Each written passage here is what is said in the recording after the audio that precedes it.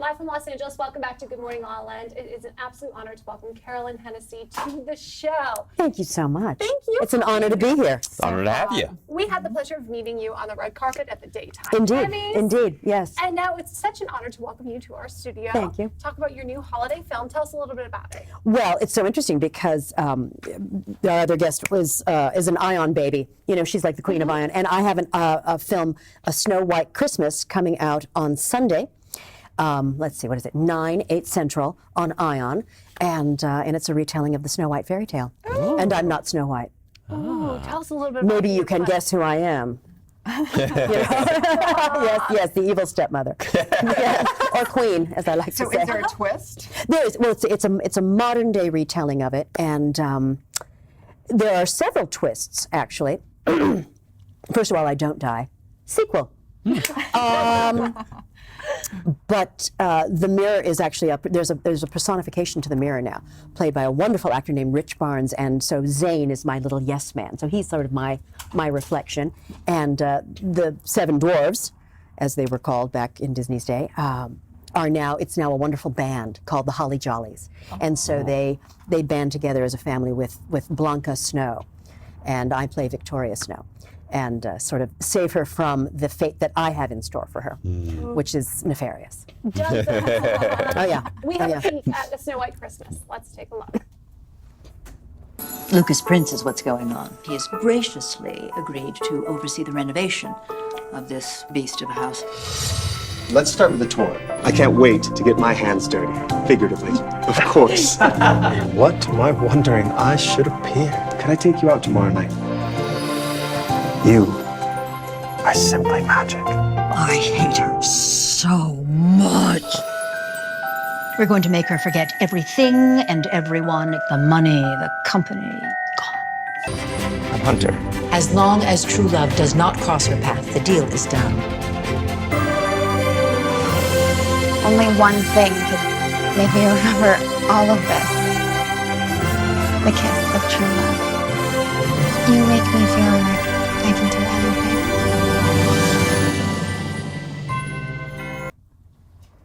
So, You know, that's actually the twist that I probably should have led with, and because you all sort of laughed at some of me in that clip, and there's a lot of fun in it.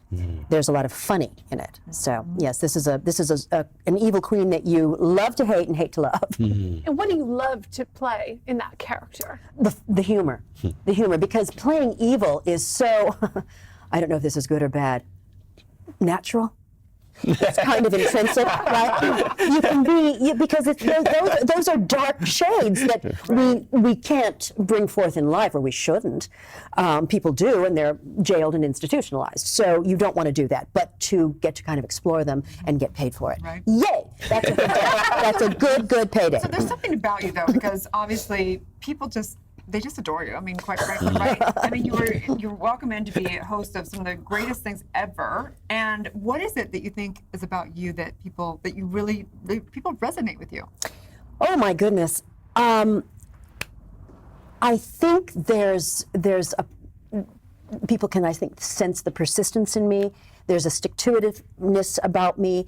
I like to think, I'm like George Herbert Walker Bush. I don't like to brag about myself. I would rather have other people do that. But I will say, when it comes to relatability, I think I've been in this business so long that I'm in it now for the right reasons, and I know the ups and downs, and I'm just one of everybody else, And I wake up the same way every morning as everybody does. No, we don't wake up with 4 dogs. Well, 4 dogs on your bed. You could. I'll bring them over. I think there's an appreciation for what I'm able to do with my life, who I'm able to see and meet and talk to, how I'm able to put out whatever my message is, and a respect for humans and animals, sometimes animals more than humans, but just I think I'm happy to be here. Happy to be here, grateful to be here, and I'm so grateful that I do what I love for a living. And to me, when I teach or I lecture, I say, find whatever it is that makes you happy and do it, and don't look back, and don't let anybody tell you no, because you will not be the happiest you can be, the most positive you can be, the most evolving you can be, unless you are happy doing what you love, period, no matter what it is. So you're a preacher. You're trying to tell us that you're A little bit of minister. Hollywood. That's it, yeah. Tell us about your time in Port Charles and walking the halls of on the canvas of Port Charles. It was 2 days. I was called for a role which was supposed to be 2 days by Mark Teschner. This was coming up on 13 years ago. We love Mark. Yeah, I adore him. I walk into his office, 9 Emmys on the credenza, and every one of them so well deserved. And I was with a character named Diane Spinelli.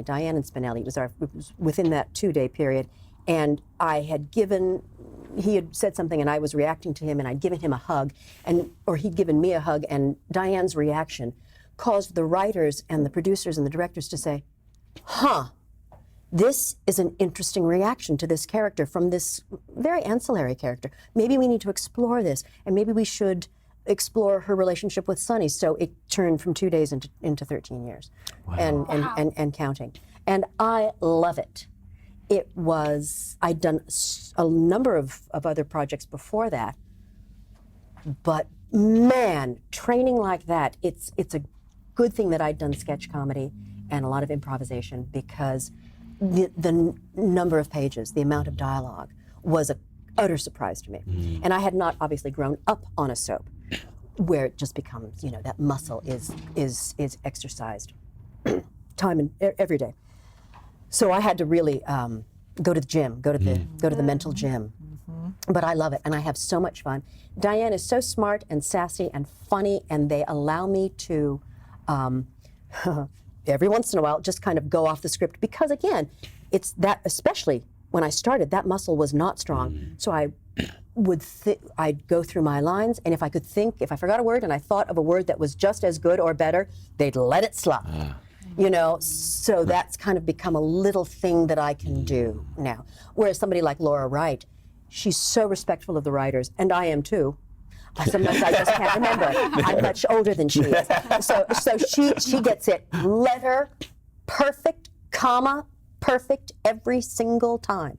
And I just look at her in awe, in absolute awe, and then I just kind of say. But Carolyn, I think that speaks so highly of your intuition as both a performer and as a human, to really call in that emotion, to be able to deliver that in a way that has inspired not only the other actors in the room, but the writers who are watching you too. Well, and that's from you. Well, thank you. They write. Again, Diane she's sassy, so she's funny. I liken myself, if it's a circus, to the clown between the guy being shot out of a cannon and the trapeze act. The very, very dramatic, death-defying, very poignant moments, and here comes the clown. And Diane she's smart, and she can be very vulnerable, but she's also very funny, and they have actually started to write to that strength. I mean, they started kind of Humor early goes on. far. Yeah. Very far. Boy, you make them laugh, they'll want to work with you again. Did you consider yourself funny even as a child or young adult, or is that something that's I wanted to be. Yeah.